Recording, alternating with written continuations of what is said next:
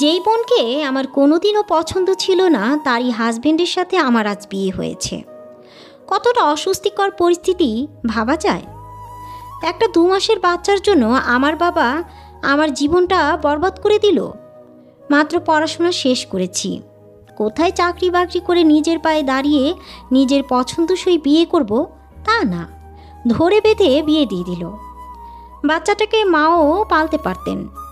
বড় আপা মারা গিয়েছে বলে আমাকেই কেন এই ব্যাটার সাথে বিয়ে দিতে হবে? রাগে গা ছমছম করছে। বাচ্চাটা আমার দিকে ফেলিয়ে তাকিয়ে আঙ্গুল খাচ্ছে। যত রাগই থাকুক না কেন, এটাতে তো এই বাচ্চার কোনো দোষ নেই। ওকে আমি আমার রাগের কোনো ছিটাফোঁটাও অনুভব করতে দেব না।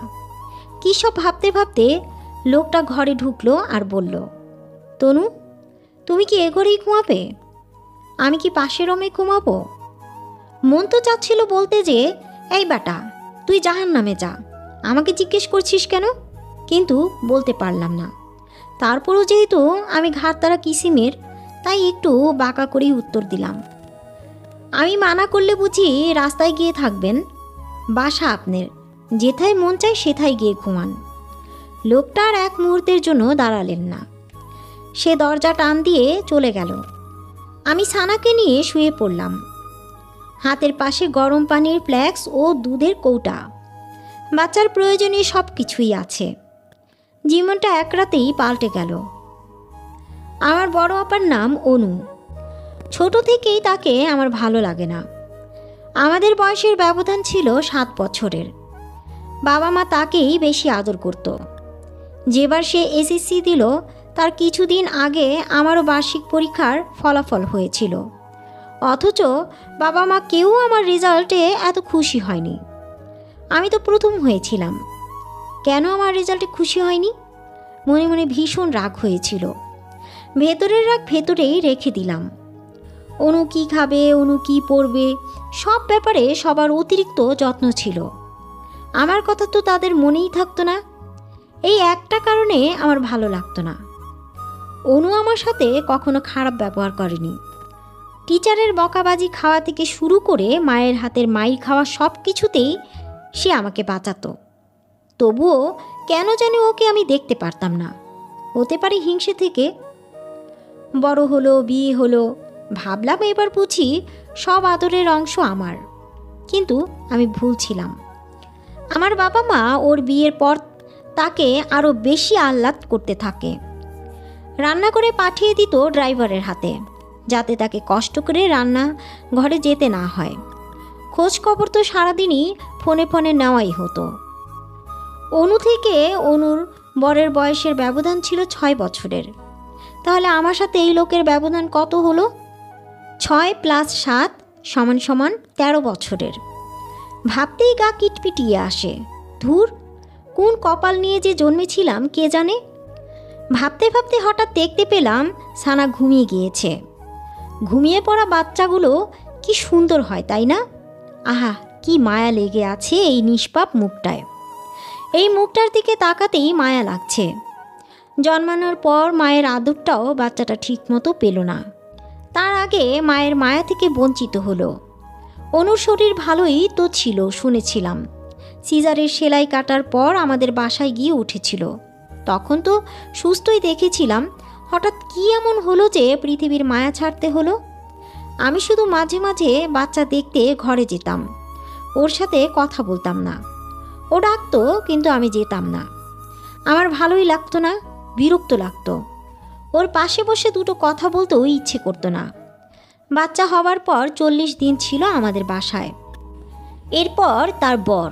ও দুঃখিত, এখন তো সে আমার বর, অর্থাৎ ওই লোকটা তাকে গিয়ে নিয়ে আসলো। অনুকে যাওয়ার দিন কেমন যেন দেখাচ্ছিল। খুব কেঁদেছিল মনে হয়, কিন্তু কেন কেঁদেছিল তা জানা নেই। তার 4 দিনের মাথায় বুকের ব্যথা উঠে মারা গেল। তাকে হাসপাতালে নেওয়ার আগেই সে আর নাই। তার মারা যাওয়ার পর আমার বাবা মায়ের চেয়ে বেশি কেঁদেছে ওই লোকটা। সেদিন আমিও কেঁদেছিলাম অনুর জন্য। যত রাগই থাকুক না কেন, শত হলেও বোনই তো ছিল আমার। কখন যে ঘুমিয়ে পড়লাম টের পাইনি। সকালে প্রথম আওয়াজে কানে এলো পপি মামির। পপি মামির পরিচয়টা দেওয়া হয়নি। সে অনুর স্বামীর মামি হয়। মামার যক্ষা চিকিৎসা করতে আসে ঢাকায়। সে আর বেশি দিন বাঁচে না, অকালেই প্রাণ হারালো তার। তবে তার 48 বছর বয়সেও সন্তান সন্ততি ছিল না। মামা মারা যাওয়ার পর তাকে আর গ্রামে না পাঠিয়ে অনু তাকে তাদের সাথেই রেখে দেয়। মায়ের কাছে শুনেছি সে নাকি অনুকে অসম্ভব আদর করত। সে বাসায় আসার পর থেকে অনুর ঘুম ভালো হতো। সকালে উঠে নাস্তা বানিয়ে স্বামীকে অফিসে পাঠাতে হতো না। পপি মামি ঘরের সব কাজ করত। মহিলা দারুণ সুন্দরী, দেখে মনেই হয় না এত বয়স তার। যাই হোক, তার সুমধুর আওয়াজে আমার ঘুম ভাঙল। পপি মামি আমার কাছে এসে বলল, তুমি তো ঘুমাচ্ছিলে, তাই তোমাকে আর ডাকিনি। সানার ঘুম অনেক আগেই ভেঙেছে। ঘুম ভেঙেই দুধ খুঁজছিল। আমিও দেরি না করে ওকে দুধ খাইয়ে দিয়েছি। তুমি ফ্রেশ হয়ে নাস্তা করতে আসো। খুব অবাক হলাম ঘড়ির দিকে তাকিয়ে। ঘড়িতে 11:30-এর বেশি বাজে। আমি কখনো এত দেরি পর্যন্ত ঘুমাই না। আজ কী যে হলো বুঝলাম না। মাথাটাও ঝিমঝিম করছে। লোকটা বাসায় নাই, অফিসে গিয়েছে বোধহয়। বাসা জুড়ে চারিদিকে অনুর ছবি। কেমন যেন আমার দিকে বৃষ্টির মতো তাকিয়ে বলছে, তুই সবসময় আমার ব্যবহৃত জিনিসই পাবি। আগে ব্যবহৃত জামা পরতি, আর এখন আমার স্বামীও। হা হা হা। রাগ উঠে গেল আমার। পপি মামিকে বললাম, এই ছবিগুলো খুলে ফেলা হলো না কেন? সে কোনো উত্তর দিতে পারল না। আমি একে একে সব কটা ছবি খুলে ফেললাম। একেবারে শেষ ছবিটা ধরতে গিয়ে হাতের আঙুল কেটে গেল। দৌড়ে গেলাম কমন বাথরুমে। সে সময় এটাই কাছে ছিল। হাতের রক্ত বন্ধ করতে কলের নিচে হাত রাখলাম, কিন্তু চারিদিকে কেমন যেন বিশ্রী একটা পচা রক্তের গন্ধ পাচ্ছি আমি। কেমন পোড়া একটা গন্ধ নাক থেকে ছাড়ছে না আমার। এরপর কিছু খেয়াল করতে পারছি না। হঠাৎ মাথা ঘুরিয়ে পড়ে গেলাম আমি। যখন আমার চোখ খুলল তখন আমার সামনে আমার নববিবাহিত স্বামী, যাকে আমার একেবারেই পছন্দ না। সে কখন আসলো? সে তো অফিসে ছিল। তাকে কে আসতে বলল? আমার চোখে পড়ল দরজার দিকে। পপি মামি দাঁড়িয়ে আছে, তার কোলে সানা। আমি উঠে বসলাম, কিন্তু আমার মাথা তখনও ঢুলুঢুলু করছে। মনে হচ্ছে মাথার উপর অনেক ভারী কোনো বোঝা চাপিয়ে দিয়েছে, যার কারণে ভারের কারণে আমি মাথা উঁচু করতে পারছি না। আমার খেয়াল মতে আমি আজ ঘুম থেকে উঠেছি বেলা 11:30-এ। তার কিছুক্ষণ পরেই আমি মাথা ঘুরে পড়ে গেলাম। আর এখন ঘড়িতে বাজে রাত 8টা। সময় কিভাবে যাচ্ছে টের পাচ্ছি না। আমাকে লোকটা বলল, এখন শরীর কেমন লাগছে তোমার? আমি প্রতি উত্তরে ছোট্ট করে বললাম, ভালো। লোকটা আমাকে আদুরি গলায় বলল, কিছু খেয়ে নাও, তোমার শরীর অনেক দুর্বল, এর জন্য বোধহয় এমন মাথা ঘুরে পড়ে গিয়েছিলে। আমি প্রতি উত্তরে বললাম, সানাকে আমার কাছে দিয়ে আপনারা এই রুম থেকে যেতে পারেন। আমি সানাকে ঘুম পাড়িয়ে খেয়ে নেব। সানাকে আমার কোলে দিয়ে পপি মামি চলে গেল, আর ওই লোকটা বসে রইল। লোকটা আবার বলে উঠল, তুমি ঠিক আছো তো? আমি একটু বিরক্ত নিয়ে বললাম, আমি ঠিক আছি, আপনি এবার যেতে পারেন, আমি একটু একা থাকতে চাই। লোকটার কথা বাড়ল না, চলে গেল আমার রুম থেকে। সানা খুবই লক্ষ্মী একটা বাচ্চা। শুনেছি অনুও নাকি ছোট থেকেই লক্ষ্মী ছিল। মায়ের মতো হয়েছে হয়তো। কোনো কান্নাকাটির আওয়াজ নাই, কোনো বিরক্তি নাই, খায় আর লম্বা লম্বা ঘুমায়। বাচ্চাটা আসলেই খুব লক্ষ্মী। এ বাসায় কাল আসার পর থেকে বাবা অথবা মা কেউই কি আমাকে ফোন করেনি, নাকি আমি যে তাদের মেয়ে সে কথা ভুলেই গিয়েছে। কাল থেকে ফোনটাও দেখা হয়নি একেবারের জন্য। ফোনটা খুঁজে বের করতে আমার 10 মিনিট সময় লাগলো। অবশেষে পেলাম। ও মা এর এতগুলো ফোন! তাড়াতাড়ি কল ব্যাক করলাম। মা অশান্ত আওয়াজে বলে উঠল, তুই ঠিক আছিস মা? আমি বললাম, মা বলল, তাহলে জামাই বলল যে তুই মাথা ঘুরে ওয়াশরুমে পড়ে গিয়েছিস। ঠিক বুঝতে পারছি কেন মাথা ঘুরে পড়ে গিয়েছিস। জোর করে তোকে বিয়ে দিয়েছি বলে। আমাদের উপর রাগ করে নিজের যত্ন নিচ্ছিস না। আমি বললাম, সে যাই বলুক, এসব কথা বাদ দাও তো মা। আমার কথা বাদ দাও, তোমরা কেমন আছো? মা বলল, ভালো। তোর বিথি ফুপুর শরীর ভালো না, ওখানেই এসেছি, না হলে তোকে দেখতে আসতাম। আমি মাকে বললাম, আমার কিছু হয়নি মা, দেখতে আসার মতো কিছুই না। মা বলল, আচ্ছা বল ছানা কই? আমি মাকে বললাম, আমার কোলে ঘুমাচ্ছে। আচ্ছা মা, ওর মাও তো অনেক শান্ত ছিল তাই না? মাও আবেগী হয়ে বলল, মেয়েটা আমার আল্লাহ জানে কেমন আছে ওপারে। মা কান্না শুরু করার আগেই আমি আগেভাগে ফোনের লাইনটা কেটে দিতে চাইলাম, এবং আমি তাই করলাম। হঠাৎ মনে হলো কেউ মাত্র আমার ঘরের সামনে থেকে খুব জোরে দৌড়ে চলে গেল। তাহলে কে দৌড় দিল? মানুষের মনের ভুল হতেই পারে, আমারও হয়েছে হয়তো। শরীরটাও দুর্বল, তাই হয়তো হ্যালোসিনেশন হচ্ছে বোধহয়। সানাকে দেখতে আবার ঘরে গেলাম, ও এখনও ঘুমিয়ে আছে। খুব ক্ষুধা পেয়েছে, কিছু খাওয়া দরকার। রান্নাঘরে গিয়ে মামিকে বললাম, আমার ক্ষুধা লেগেছে মামি, খাওয়ার কিছু আছে কি? মামি বলল, টেবিলে বসো, আমি খাবার দিচ্ছি। আমি বললাম, আচ্ছা ঠিক আছে, আমি তাহলে ততক্ষণে একটু গোসল করে নিই, কাল থেকে এখনও গোসল করা হয়নি। মামি বলল, আচ্ছা যাও তাহলে। সানা কি একলা ঘরে? আমি বললাম, কিন্তু ও তো ঘুমাচ্ছে। মামি বলল, বাচ্চাদের একলা ঘরে কখনো রাখতে নাই, সেটা কি তোমার জানা নেই নাকি? সে খুব রাগের স্বরেই কথাটা বলল। আমার আবার এই ধরনের স্বর খুব গায়ে লাগে। আমিও বললাম, গতকাল থেকে বাচ্চাটা আমার, ওর মা আমি ভালো বুঝবো ওকে কিভাবে রাখতে হবে। প্রয়োজনে আমি বাথরুমের দরজা খুলে গোসল করব। কথাগুলো বলে আমি চলে আসছিলাম। হঠাৎ পিছনে ফিরে দেখলাম ওই লোকটা দাঁড়িয়ে আছে।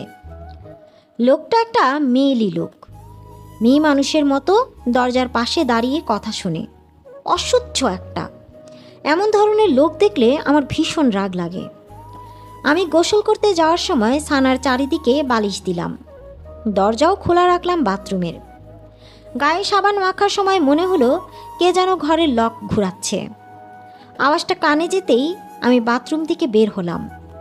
ভেজা শরীর, শুধু একটা টাওয়াল পেঁচিয়ে বের হওয়ায় ঘর ভেজা ভেজা হয়ে গেল। না, কেউ নেই। আমি আবার বাথরুমে ফিরে গেলাম ভেজা কাপড় বদলাতে। এবার খুব জোরেই আওয়াজ হলো। আমি তাড়াতাড়ি জামা বদলিয়ে ঘর থেকে বের হলাম। মাথাও মোছার সময় পাইনি, চুল থেকে টপটপ করে পানি গড়িয়ে পড়ছে। ঘর থেকে বের হয়ে দেখলাম খাওয়ার টেবিলে লোকটা বসে খাবার খাচ্ছে। সে আমাকে এভাবে দেখে জিজ্ঞাসা করলো, কি হয়েছে?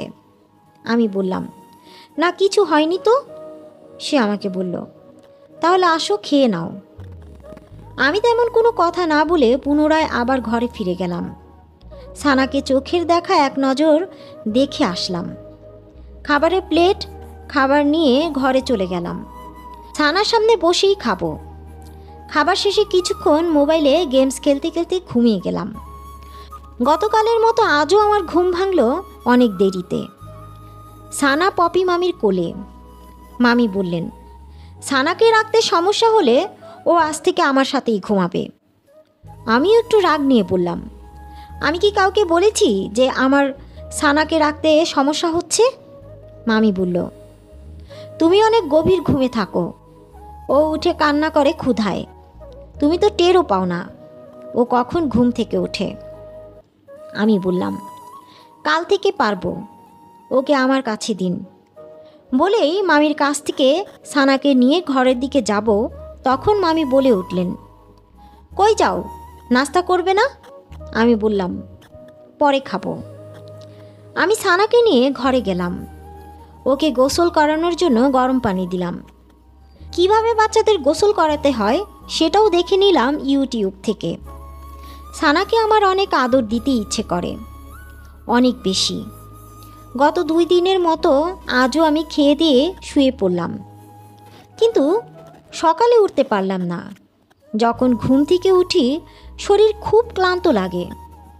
গতকাল যেহেতু পপি মামিকে খুব গলা বাড়িয়ে বলেছি আমি উঠতে পারবো, কিন্তু সকালে উঠেই বিষয়টা অন্যরকম হয়ে গেল। সেই জিদে আমার কিছুই ভালো লাগছে না। সারাদিন আমার জিদে জিদেই কেটে গেল। রাতে লোকটা এসে সানার সাথে খেলা করতে শুরু করলো। আমি তার কোল থেকে সানাকে নিয়ে গেলাম। লোকটা বলল, কি হয়েছে, ওকে নিয়ে গেলে যে? আমি বললাম, ও এখন ঘুমাবে, ওর এখন ঘুমানোর সময় হয়েছে তাই। লোকটা আমাকে বলল, তুমি নাকি প্রতিদিন দেরি করে ওঠো ঘুম থেকে? ও নাকি ক্ষুধায় কান্না করে। যদি দেখভাল ঠিকমতো করতেই না পারো তাহলে ওকে তোমার সাথে রাখো কেন? মামির কাছে দিয়ে দিলেই পারো। আমিও রাগ দেখিয়ে বললাম, ও আমার সাথেই থাকবে, ওকে আমিই দেখে রাখবো। সানাকে ঘুম পাড়িয়ে যখন রুমে বসে আছি তখন পপি মামি আসলেন আর বললেন, তনু খাবে না?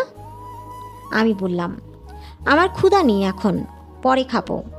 মামি বলল, খাবার দিয়ে যাই, এখানেই খাও। আমি বললাম, আচ্ছা দেন তাহলে। সে আমার ঘরেই খাবার দিয়ে গেল। আমি সে রাতে সারাদিনের জিদের কারণে আর কিছু খেলাম না। যেভাবে খাবার দিয়ে গিয়েছিল খাবার সেভাবেই পড়ে রইল। মধ্যরাত পর্যন্ত আমার মোবাইলে গেমস খেলার অভ্যাস অনেক দিনের, আজও তাই হলো। আমি জেগে জেগে গেমস খেলছি। তখন কয়টা বাজে, 1টার আশেপাশে হয়তো। খুব হাসির আওয়াজ পাওয়া যাচ্ছে। আমি ডান বামে তাকিয়ে কাউকেই দেখতে পেলাম না। আমি খুব আস্তে দরজা খুলে বের হলাম। বের হয়ে দেখলাম কেউ নাই। বাকি 2 ঘরের দরজা বন্ধ। হয়তো পাশের বাসা থেকে আওয়াজ এসেছে। আমি আবার ঘরে ফিরে আসলাম। সানা ঘুমিয়ে আছে। দরজা দিয়ে আবার মোবাইল হাত নিলাম। গেমস খেলতে খেলতে এবার একটু আপত্তিকর আওয়াজ আসলো কানে। খুবই বিরক্তিকর আওয়াজ। মানুষ তার পার্সোনাল সময়ে একটু সতর্ক থাকতে পারে, তা না আশেপাশের মানুষকে অন্তরঙ্গ আওয়াজ শোনাবে। একটু একটু ঘুম পাচ্ছে। কখন যেন ঘুমিয়ে পড়লাম নিজেও বলতে পারবো না। আজ ঘুমানোর আগে মোবাইলে অ্যালার্ম দিয়ে ঘুমালাম। যে সময়ের অ্যালার্ম দিয়েছিলাম সে সময়ই আমার ঘুম ভাঙল। আজ যখন সানা ঘুম থেকে উঠে ক্ষুধায় কান্না করতে নিল তখনই পপি মামি দরজা খুলে ঢুকতে নিলেই আমাকে দেখে একটু অবাক হয়ে বলল, তুমি জেগে আছো? জেগে আছি। সে আমার ঘরের দিকে তাকিয়ে কি যেন একটা ভাবছে। এর মধ্যে আমি তাকে বললাম, উনি অফিসে চলে গিয়েছে? মামি বললেন, না গোসলে গিয়েছে বোধহয়। আমি উত্তরে বললাম, ও আচ্ছা। মামি বললেন, সানাকে দাও আমার কাছে, ওর বাবা যাওয়ার আগে ওকে দেখে যায় একবার। আমি মামিকে বললাম, আমি নিয়ে আসছি ওকে, ওর জামাটা বদলে নিই। কিছুক্ষণ পর আমি নিয়ে গেলাম সানাকে ওর বাবার কাছে। ওর বাবা ওকে আদর করে অফিসে চলে গেল। এরপর আমি নাস্তা করে নিলাম। সানাকে খাইয়ে দিয়ে গোসল করিয়ে বিকেলে ঘুম পাড়িয়ে আমিও ঘুমিয়ে পড়লাম। ঘুম থেকে উঠে সন্ধ্যায় নুডলস রান্না করলাম। আমিও খেলাম, পপি মামিকেও দিলাম। মায়ের সাথে কিছুক্ষণ ফোনে কথা বললাম। মা আমাকে বুঝালেন আমার ওনার সাথে বিয়ে হয়েছে। বিয়ে কোনো ফাজলামি না, ভাগ্যে ছিল তাই হয়েছে, এটা এড়ানোর কোনো উপায় নাই। তাই এখানেই মনোযোগ দিয়ে সংসার করতে হবে, তাকেই স্বামী হিসেবে মেনে চলতে হবে, এখানেই নিজেকে সুখী করতে হবে। আমিও নীরবে ভাবলাম, আসলেও কপাল আমার এখানেই আমার জীবন কাহিনী লিখতে হলো। কি আর করার, এটাই মেনে নিতে হবে। আমি রান্নাঘরে গিয়ে পপি মামিকে বললাম, রাতের রান্নাটা আজ আমিই করব। মামি বলল, কেন, আমার রান্না ভালো হয় না বুঝি? আমি বললাম, না না, তা কেন হবে, আপনার রান্না খুবই ভালো হয়, কিন্তু হঠাৎ করে আমার রান্না করতে মন চায়, তাই ভাবলাম আজকের রান্না আমিই করি। আপনি তাহলে সানাকে ঘুম পাড়িয়ে দিন। ওই রাতের এতটুকুই আমার মনে আছে। মনে আছে আমি রান্না করছিলাম। হঠাৎ কারো হেঁটে যাওয়ার আওয়াজ শুনে ফিরে তাকালাম, কেউই ছিল না।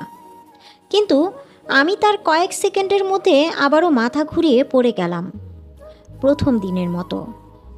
চোখ খুলেই দেখলাম আমি হাসপাতালে শোয়া।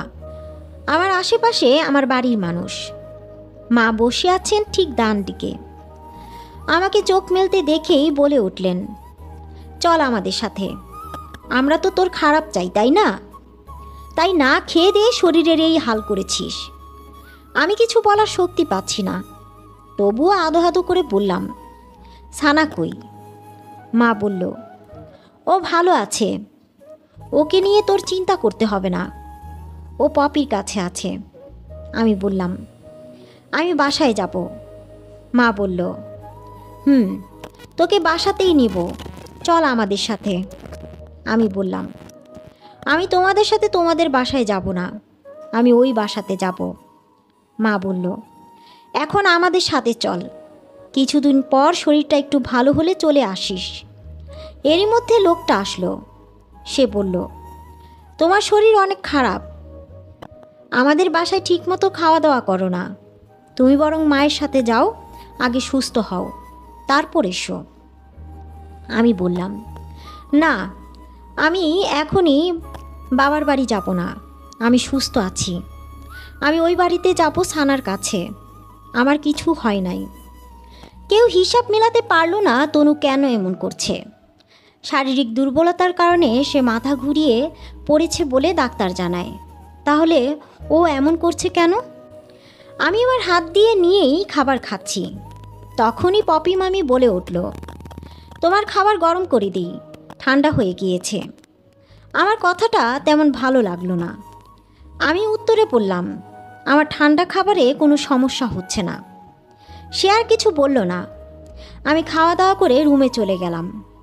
কিছুক্ষণের মধ্যে ঘরের বাতি নিভিয়ে দিলাম। আজ মোবাইল হাতে নেইনি, গেমস খেলবো না, আজ দেখব আমার ঘুম আসে কিনা। অনেক রাত পর্যন্ত আমার ঘুম আসলো না। মধ্যরাতে অল্প আওয়াজেও খুব জোরে শোনা যায়।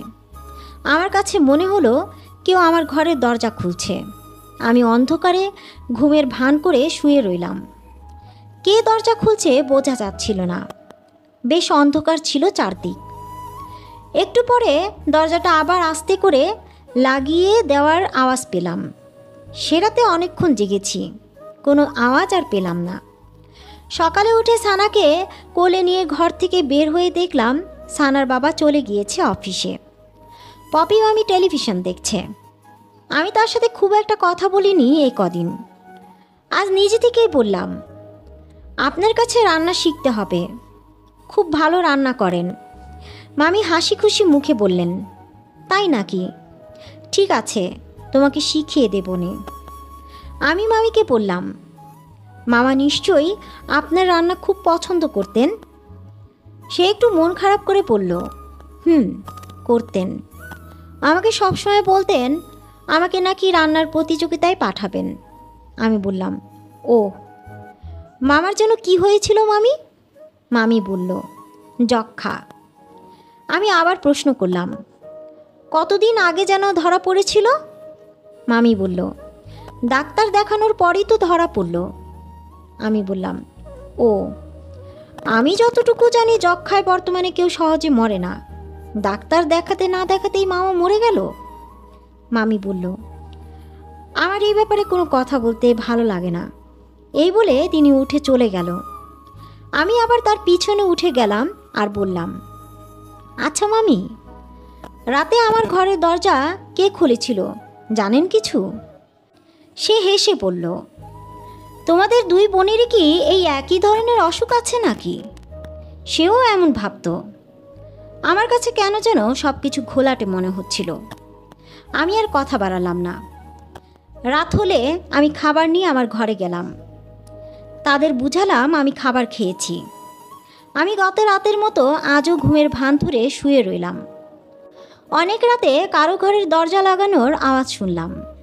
খুব আস্তে আস্তে করে বের হয়ে দেখার চেষ্টা করলাম কোন ঘরের দরজার আওয়াজ হলো।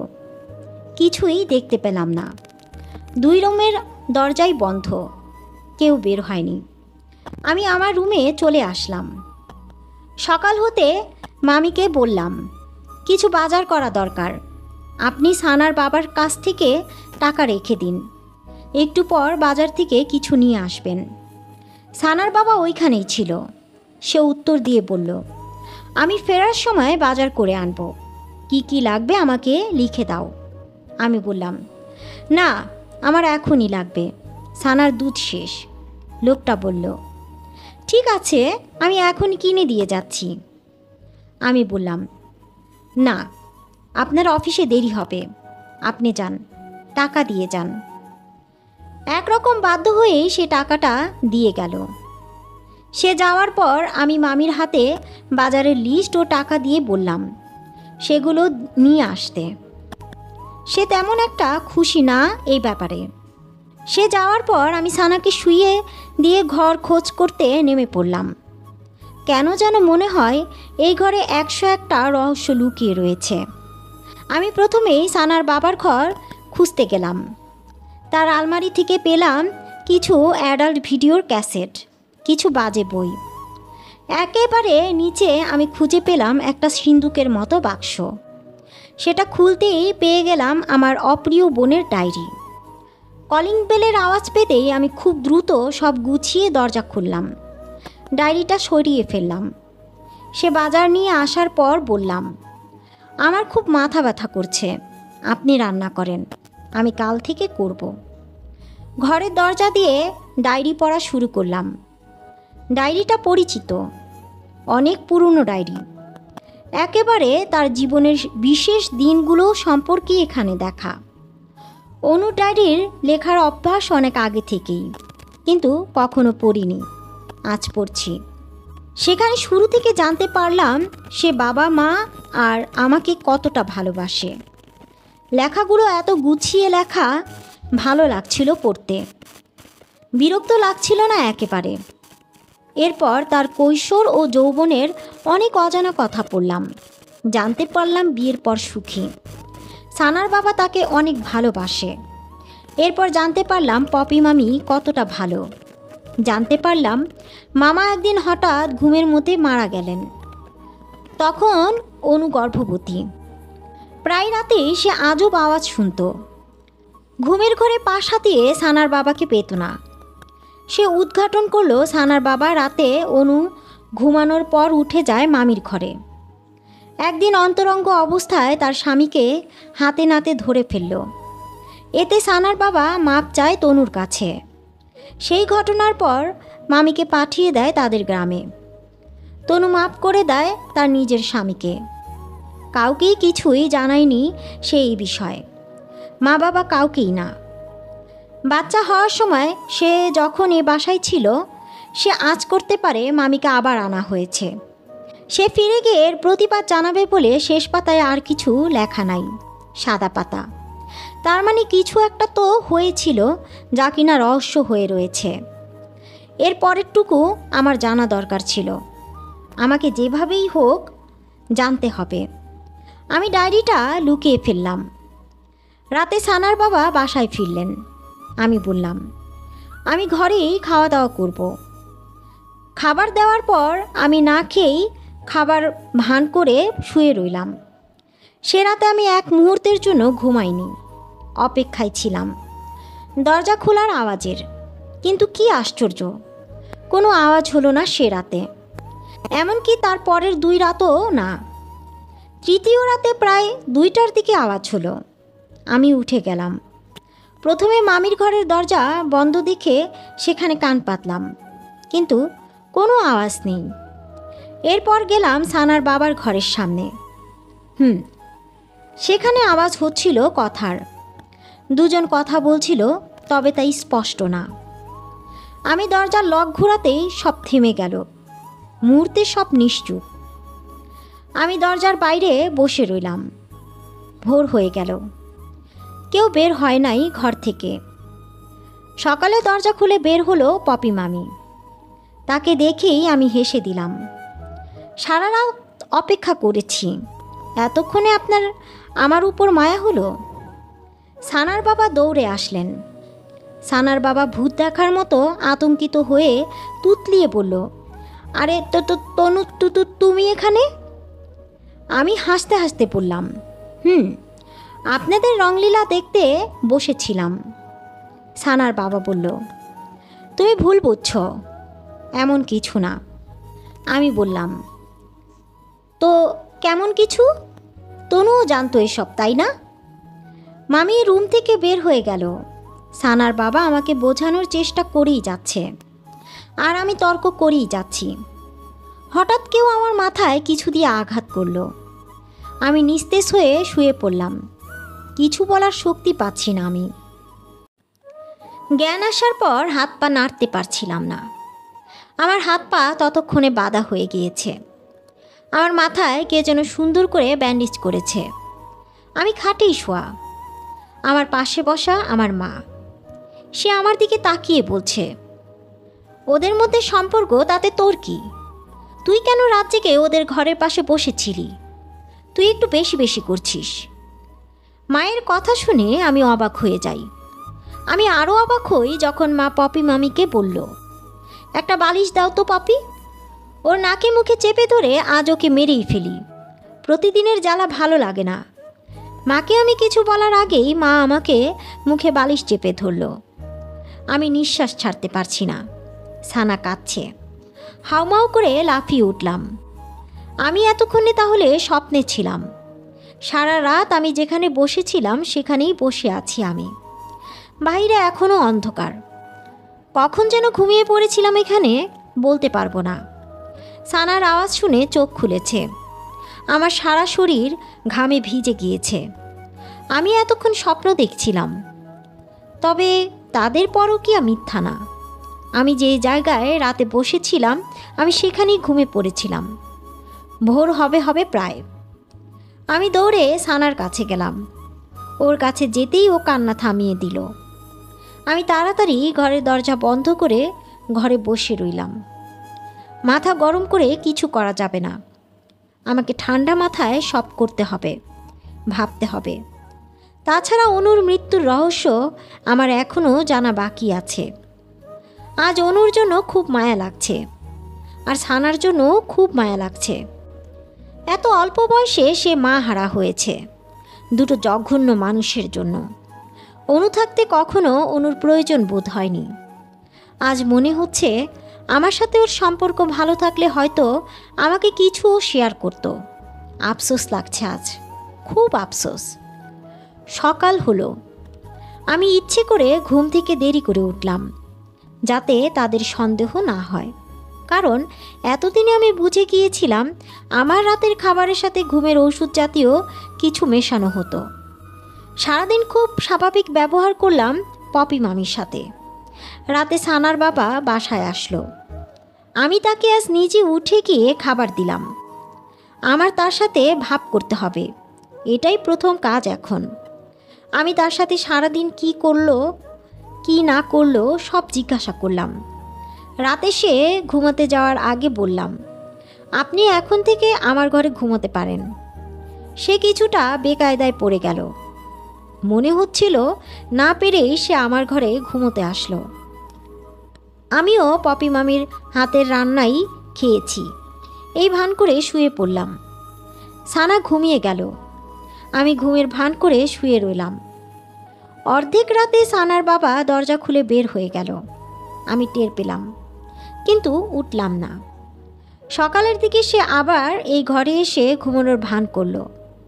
পরদিন সানার বাবা অফিসে যাওয়ার পর আমি পপি মামির সাথেও খাতির করার চেষ্টা করলাম। এক পর্যায়ে বললাম, জানেন মামি, এতদিন বুঝেছি এটাই আমার কপাল, এটাই আমার সব। মামি বলল, কোনটা? আমি বললাম, এই যে সানা আর সানার বাবা। আমার এখন এখানেই সংসার, এখানেই মনোযোগ দেওয়া উচিত। সে কিছুটা ভারী গলায় বলল, হঠাৎ এমন চিন্তা?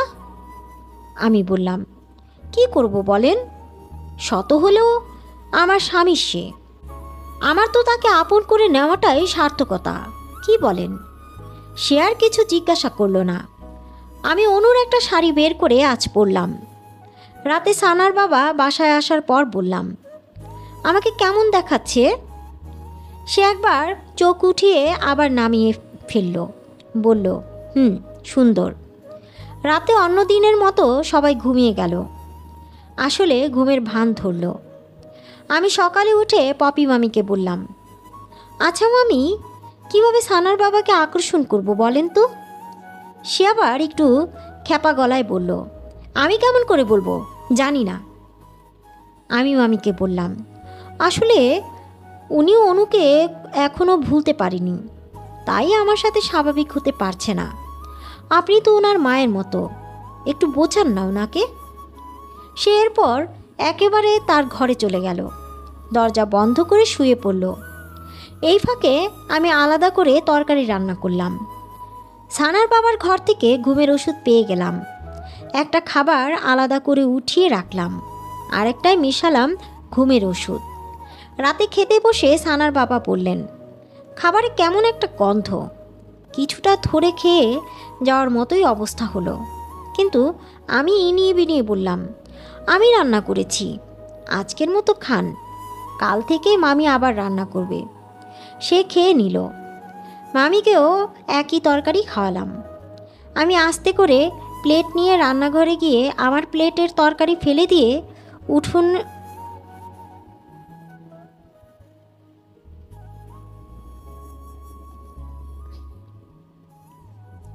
আমি আস্তে করে প্লেট নিয়ে রান্নাঘরে গিয়ে আমার প্লেটের তরকারি ফেলে দিয়ে উঠানো অন্য তরকারি দিয়ে খেয়ে নিলাম। কি হাস্যকর বিষয়! প্রতিদিন সে আমার খাবারে ওষুধ মেলায়, আজ আমি মিলিয়েছি। আজ তারা ঘুমাবে। সানার বাবা ঘুমানোর আগে তার পাশে গিয়ে শুলাম আমি। তার মাথা হাতানোর ছলে তাকে জিজ্ঞাসা করলাম অনেক কথা। আচ্ছা, মামার কি অসুখ হয়েছিল? ততক্ষণে সানার বাবা হালকা ঘুমের নেশায়। আধো আধো কথা বোঝা যাচ্ছে, বলল, যক্ষা হয়েছিল। আমি বললাম, কিন্তু আজ জানেন কি হয়েছে? সানার বাবা বললেন, কি? আমি বললাম, পপি মামি কাকে যেন ফোন করে বলছিল উনি নাকি মামাকে মেরে ফেলেছে, আপনাকে আমাকেও নাকি মেরে ফেলবে। ঘুমের হালকা নেশা থাকা সত্ত্বেও বোঝা গেল সানার বাবা এইটা শুনে খুব অবাক হয়েছে। সে আমাকে আবার জিজ্ঞাসা করলো। সানার বাবা বলল, কি বলো, কখন, কাকে বলেছে? আমি বললাম, আমি জানি না, আমি পুরোটা শুনতে পারিনি, তবে শুনলাম সে এই কথা বলেছে, সে নাকি আপনার ব্যাংকে টাকাগুলো সম্পর্কে জেনে গিয়েছে। সবই মিথ্যা ছিল, শুধু সত্যটা জানতে। সানার বাবা বলল, কি? কিন্তু আমার ব্যাংকে তো অত টাকা নেই। আমি একটু কথা ঘুরিয়ে বললাম, কি জানো, এমনই তো শুনলাম। সানার বাবা বলল, তুমি ভুল শুনেছ। সানার বাবা ঘুমিয়ে যাচ্ছে। আমি তাকে জাগানোর চেষ্টা করে বললাম, কিন্তু সে তো এটাও বলল যে আপনি নাকি অনুকে মেরে ফেলেছেন। আমার অনুকে কখনো ভালো লাগতো না, ভালোই করেছেন, মেরে ফেলেছেন। সানার বাবা বলল, আমি অনুকে মারি নাই, অনুকে আমারও পছন্দ ছিল না। আমি তো পপিকে পছন্দ করতাম। ও মিথ্যা বলেছে, অনুকে আর মামাকে ওই মেরেছে। আমার গা শিউরে উঠল। আমি বললাম, অনুকে নাকি আপনিই মেরেছেন, বালিশ চাপা দিয়ে। এবার সানার বাবা পুরো ঘুমের নেশায়। সে আবছা আবছা করে বলল, অনুকে স্লো পয়জন দিয়ে মারা হয়েছে। প্রতিদিন ঘুমের ওষুধ আর স্লো পয়জন মিলিয়ে, আর মামাকেও সেভাবেই, যেভাবে অনুকে। মামাকেও একইভাবে মারা হয়েছে। সবাইকে বলা হয়েছে উনি হাসপাতালে মারা গিয়েছেন, কিন্তু উনিও আমাদের সম্পর্কের কথা জেনে গেছিল তাই। আমি বললাম, তাই ওনাকেও মেরে ফেলেছেন? সানার বাবা বলল, ওই ব্যাটাই তো অনুর মনে সন্দেহ ঢুকায় গেছিল। আমি বললাম, দুজনকে এভাবে মেরে ফেললেন, একটু ভয় লাগলো না? সানার বাবা বলল, আমি মারি নাই তো, পপি এইসবের প্ল্যান করেছিল। আমি বললাম, আর আপনি তাদের সাহায্য করেছেন তাই না? খুনি তো আপনিও। সানার বাবা বলল, আমি তোমাকেও অনেক পছন্দ করতাম তনু, আসো আমরা দুজন মিলে পপিকে মেরে ফেলি। তাহলে ও আর আমাদের মারতে পারবে না। আমি ধাক্কা দিয়ে লোকটাকে ওপাশ করে সরিয়ে দিলাম। লোকটার মুখ থেকে কথাগুলো শোনা মাত্র ঘেন্নায় আমার গা রিরি করছিল। একটা অবৈধ সম্পর্কের জন্য মানুষ কতটা নিচে নামতে পারে, ছি, ভাবতেও অবাক লাগছে আমার। সারা রাত আর ঘুম হলো না। দুজনকেই ঘুমের ওষুধ খাওয়ানো হয়েছিল, তাই দুজনেই ঘুমাচ্ছে। পপি দুপুরের দিকে উঠল। ওঠার পর বলল, এত দেরি করে ঘুম ভাঙল কেন বুঝলাম না, মাথাটাও ব্যথা করছে। আমি সানাকে কোলে নিয়ে বললাম, মামি, আপনার ভাগ্নে কালকে আমাকে 2টা ওষুধ দিয়ে বলল এটা মামিকে খাইয়ে দিও। কেন বলেছিল বুঝি নাই, তবে রাতে যখন আমাকে আদর, সে ভ্রুকুচকে সামনে এসে বলল, আদর? কিসের আদর? আমি লাজুক লাজুক হাসি দিয়ে বললাম, সানার বাবা কালকে এই প্রথম আমাকে স্ত্রী মর্যাদা দিয়েছে। সে খুব রেগে যাচ্ছিল, বোঝা যাচ্ছিল। আমি বললাম, মামি, রাতেও কী সব যে বলছিল বুঝলাম না। বলল আপনাকে নাকি পুলিশে ধরিয়ে দিয়ে সে আমার সাথে সংসার করতে চায়, কারণ আপনি নাকি মামা আর অনুকে মেরে ফেলেছেন। মামি ঘাবড়ে গিয়ে বলল, কি এসব কি বলছো তুমি? আমি বললাম, বিশ্বাস করুন, আমিও অবাক হয়েছি ওনার এসব কথা শুনে। সে দৌড়ে সানার বাবার দিকে যাচ্ছিল। আমি বললাম, সারা রাত নিজেও ঘুমায়নি, আমাকেও ঘুমাতে দেয়নি, এখনও ঘুমাচ্ছে লোকটা, আজ অফিসেও গেল না। মামি আমার দিকে তেরাভাবে তাকালো, তার চোখে মুখে আগুন জ্বলছে। আমি সানাকে নিয়ে তখন অন্য ঘরে ঢুকে গেলাম, ভেতর দিকে দরজা দিয়ে বসে রইলাম। আর ওইদিকে পপি রান্নাঘর থেকে বটি নিয়ে সানার বাবার সামনে গিয়ে চিৎকার করে বলতে লাগলো, এত ভালোবাসতাম তোকে, এত বেশি যে 2টা খুন করেছি, আর তুই আমাকে পুলিশে ধরিয়ে নতুন সংসার করবি? সানার বাবা তখনও ঘুমে থাকাটাই স্বাভাবিক, কারণ আমি তাকে পপি কুপিয়ে মারার আগেই বালিশ চেপে মেরে ফেলেছিলাম। যখন এই বাড়িতে প্রথম বিয়ে করে এসেছিলাম আমার অতটা সন্দেহ হয়নি। কেন আমি প্রতিদিন দেরি করে উঠি? কারণ আমার দেরি করে ঘুম থেকে ওঠার অভ্যাস নেই। তবুও মনে মনে ভেবে নিয়েছিলাম হঠাৎ এক জায়গা থেকে অন্য জায়গায় এসেছি, তার জন্য হয়তো এমনটা হচ্ছে। কিন্তু যেদিন মা আমাকে বোঝালো এটাই আমার ভাগ্য, এটাই আমার নিয়তি, সেদিন থেকে মেনে নিয়েছিলাম এটাই আমার ভাগ্য, এটাই আমার নিয়তি। সেদিন আমি তাই নিচ থেকে রান্নাঘরে রান্না করার জন্য গিয়েছিলাম। হঠাৎ আমার চোখ পড়ে সবজি কাটার ময়লাগুলো ময়লার বালতিতে ময়লা ফেলতে গিয়ে। তখন আমার চোখ গেল অনেকগুলো স্লিপিং পিলের খোসা দেখে। বুঝতে পারছিলাম না এতগুলো স্লিপিং পিলের খোসা কেন এখানে পড়ে থাকবে। তার কিছুক্ষণ পরে আমি জ্ঞান হারিয়ে ফেললাম। তখন থেকেই আমার মধ্যে হরেক রকমের সন্দেহ হলো। আমিও মায়ের সাথে না গিয়ে এর তদন্ত করতে শুরু করে দিলাম। হাসপাতাল থেকে বাসায় এসে আমি হিসাব মেলানোর চেষ্টা করলাম সে রাতে। কেন তনু শেষবারের মতো আমাদের বাড়ি থেকে বের হওয়ার সময় তার চোখে অশ্রু ছিল? সে তো কখনো এইভাবে অশ্রুসিক্ত হয়ে বের হয় না। তবে সেদিন কেন তার চোখে অশ্রু ছিল? প্রায় মাঝরাতে কারো কথার আওয়াজ শোনা, প্রায় সময় আমার ঘরের দরজা খোলার আওয়াজ। এটা কোনো কোইন্সিডেন্স হতে পারে না, পুরোপুরি রহস্যজনক। অবশেষে সব রহস্য উদ্ঘাটন করে হিসাব মিলালাম। দুটো প্রাণ নিয়ে নিয়েছে এই 2টো মানুষরূপী জানোয়ার। পপির প্রশ্নে কোনো উত্তর না দেওয়ায় তিনি এতটাই রেগেছিলেন যে মরা লাশের গায়েই আরও কয়েকটা আঘাত করে বসলেন। আমি ততক্ষণে পুলিশকে ফোন করে বললাম, পপি আমাকে আর আমার সন্তানকে মেরে ফেলতে চাইছে। সে ভয়ে আমরা আলাদা একটা ঘরে লুকিয়ে আছি। পপি এতটাই ক্রোধে ছিল যে সে সেখান থেকে সানার বাবাকে খুন করে ওখানেই বিলাপ করে কান্না করছিল। পুলিশ আসলো। আমি দরজা খুলে দিয়ে এমন অভিনয় করলাম যে সানার বাবার মৃত্যুতে আমি অনেক বড় ধাক্কা খেয়েছি।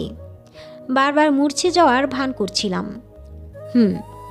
খারাপকে খারাপ শেষ করেছে, যেভাবে ওরা খুন করেছে দুই অবৈধ সম্পর্কের, আমিও ঠিক তাদের মতো করেই তাদের অবৈধ সম্পর্ক শেষ করে দিলাম। ও হ্যাঁ, আমার তো স্বামী মারা গিয়েছে, অনেক কাঁদতে হবে আমাকে। এখনও কী বা দেখেছি জীবনের। পুলিশ ধরে নিয়ে গেল পপিকে। আমাকে আর সানাকে উদ্ধার করা হলো।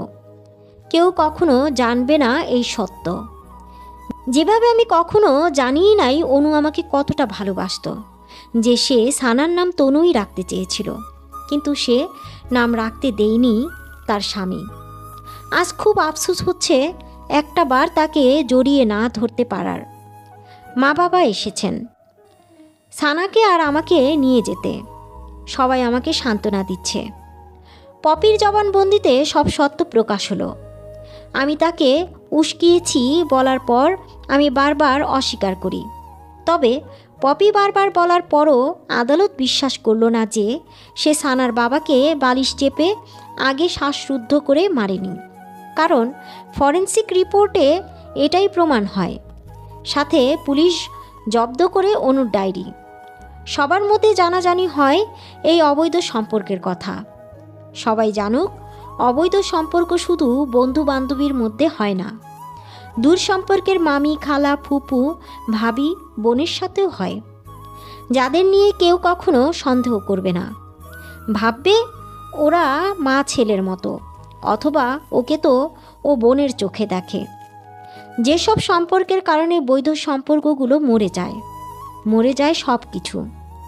সানা এখন আমার কাছে থাকে। আমি তাকে আদর করে অনু বলে ডাকি। মা তা শুনে মাঝে মাঝেই চোখ মোছেন। অবশেষে মৃত মেয়ের প্রতি জীবিত মেয়ের ভালোবাসা তাকে কাঁদায়। কাহিনীটি এখানেই সমাপ্ত হলো। কাহিনীর নাম অপ্রিয়। কাহিনীটি কেমন লাগলো অবশ্যই কমেন্ট করে জানাবেন। আর যারা এখনও চ্যানেলটি সাবস্ক্রাইব করেননি তারা এখনই চ্যানেলটি সাবস্ক্রাইব করে পাশে থাকা বেল আইকনটি বাজিয়ে দিন, যাতে পরবর্তী নোটিফিকেশন আপনার কাছে খুব সহজেই পৌঁছে যেতে পারে।